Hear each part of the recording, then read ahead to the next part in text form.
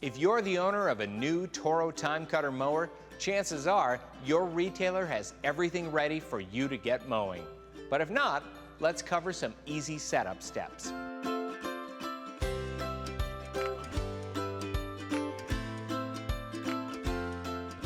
The first thing to address is the battery. Using a voltmeter, check the battery's voltage.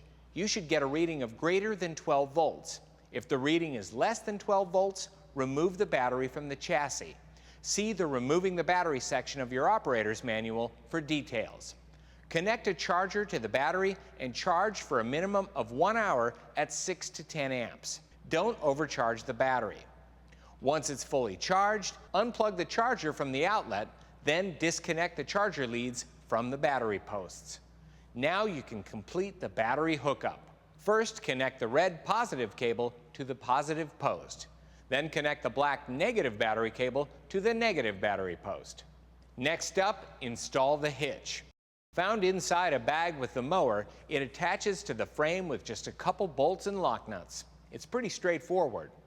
Now you can move on to the steering levers of your TimeCutter mower, or as the setup manual calls them, motion control levers.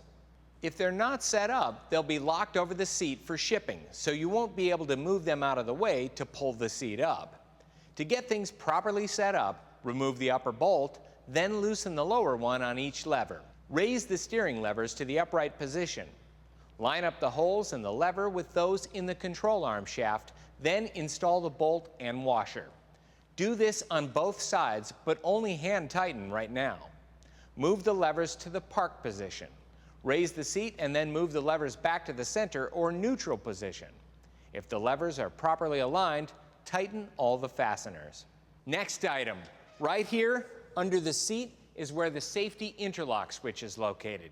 This has to be connected so that you can safely operate the mower. If your TimeCutter has arrived without it connected, just route the corrugated wiring harness and completely engage the connector.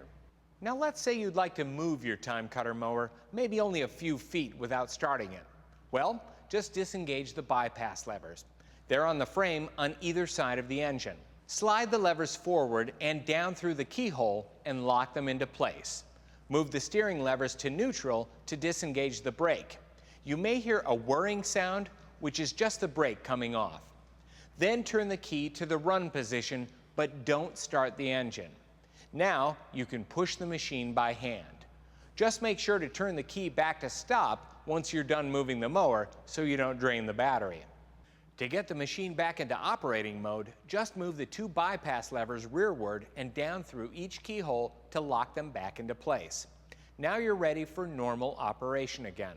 Of course, there are other quick checks to make before you mow. Things like checking the oil level, air filters, be sure tire pressure's good, check that the side discharge chute is clear. And of course, all of this info is in your operator's manual. Be sure to spend some time reading the entire manual. There's a lot of great info in here. And if you have any other questions, check out Toro.com. Have a good one.